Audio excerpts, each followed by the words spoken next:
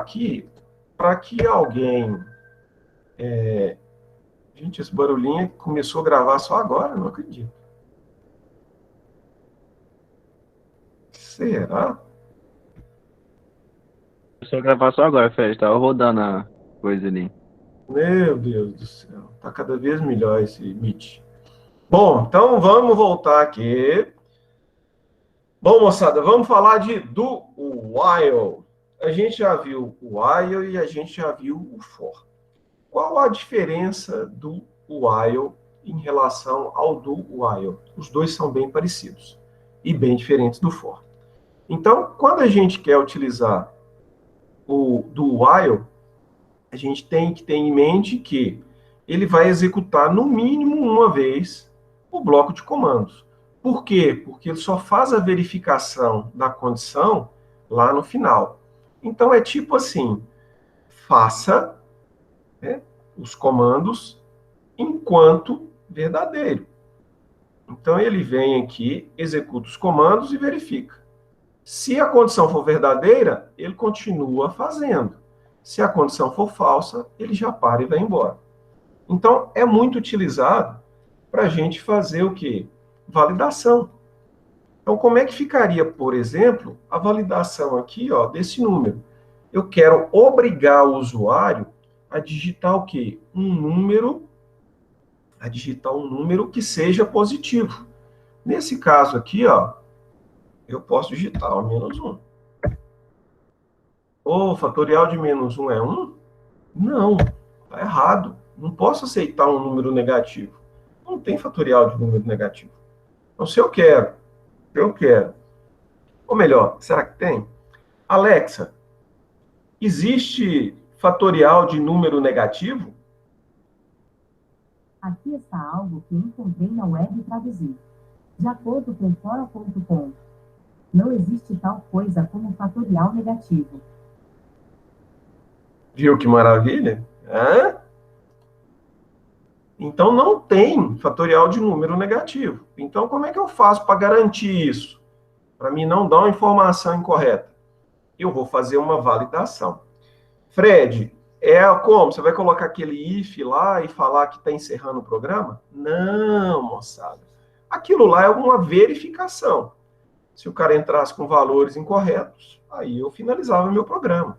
Mas não tem por que eu finalizar o meu programa se eu consigo, né, pedir ele para repetir. Porque agora eu sei a estrutura de repetição. Então, se o cara digitou um valor errado, eu falo com ele, ô, cara, tá errado.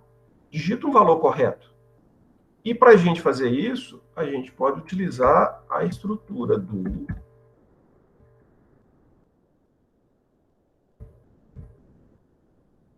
while. E aí aqui é a condição. Então, olha, imagina o seguinte, é óbvio que eu vou ter que abrir aqui, né? Chaves.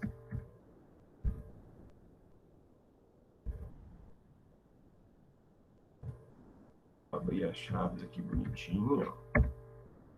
Do while. O que ele vai fazer? Quando eu falo do faça, ele vai fazer. Então, vai fazer isso aqui e vai fazer isso aqui. Depois que ele fizer isso uma primeira vez, aí ele vem aqui e faz uma verificação. Qual a verificação? O que eu não posso aceitar para esse número? Eu preciso que esse número seja o quê? Positivo. Positivo. Então, eu tenho que ficar executando o que está dentro dessas chaves aqui, ó, enquanto essa condição aqui for verdadeira. Então, se essa condição aqui, ó, num for menor que zero, o que acontece? Se isso aqui for verdadeiro, eu tenho que continuar executando isso aqui. Então, se num for menor que zero, ele não é positivo, ele é negativo. E se ele for negativo, eu não posso aceitar. Eu não posso parar de solicitar ao usuário que ele coloque um valor correto. Então, ó, informe um valor positivo. Vou até colocar aqui. Bem bonitinho assim, ó. positivo. Então, com esse do while, ele vai executar uma vez. E aí eu vou receber um valor, né, do usuário, ele vai digitar aqui. Chegou aqui na comparação, se ela for falsa, eu continuo aqui. Se ela for verdadeira, eu volto lá em cima. Então, o que vai acontecer? Apareceu na tela. Informe um valor positivo para o cálculo do fatorial. E aí eu digitei menos 1.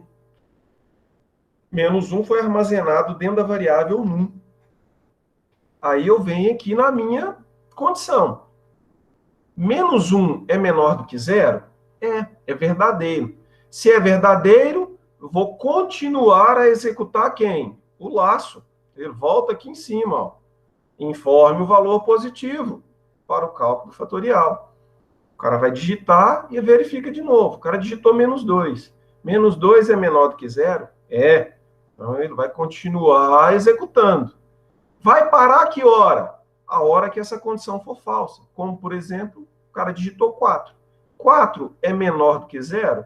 Não, é falso. Aí ele vem e faz o for. Ok? Então, se eu fizer isso aqui, ó, informe um valor positivo. Eu coloco menos 1. Informe um valor positivo. Eu coloco menos 10. Informe um valor positivo. Eu coloco 4. Ele vai calcular o fatorial. Ok? Então, é assim que funciona o do while e é assim que a gente faz uma validação. É assim que a gente obriga, né, o usuário a digitar um valor que a gente precisa. É óbvio que a gente pode fazer o quê? A gente pode trabalhar, né, melhor as informações. Olha, está errado, digite novamente, aconteceu isso, aconteceu aquilo. E aí, numa próxima aula, a gente vai fazer algo bem mais elaborado. Como, por exemplo, esse exercíciozinho aqui. Tá? O que é isso aí, Fred? Olha o enunciado. Elabore um programa que simule uma calculadora de operações básicas, por meio da recepção de 2 números reais e uma operação aritmética. Então, você só vai receber 2 números, por isso o nome de operador, de calculadora de operações básicas. Só vai fazer ali adição, subtração, multiplicação e divisão. E apenas 2 números. É só para vocês começarem a entender o funcionamento. Nós vamos mostrar um menuzinho, né? E aí o usuário vai escolher. Ó, se eu clicar em 1, é para fazer adição, 2 é subtração, 3 é multiplicação, 4 para divisão. Não existe divisão por 0, então você vai ter que validar, né? Proibir que a divisão não seja por 0. E aí, essa lista com o menuzinho, ele vai ficar rodando enquanto o cara quiser fazer mais cálculos. Só vai parar de aparecer o menu para ele escolher que cálculo que ele quer fazer, se ele pressionar o 5. Então, a gente vai usar a estrutura de repetição, a gente vai fazer cálculo, a gente vai usar a estrutura condicional, né, para verificar. A gente pode usar um switch casezinho para separar o menu bonitinho. E a gente vai usar o do while para fazer validação. A gente pode utilizar um while para manter a estrutura funcionando.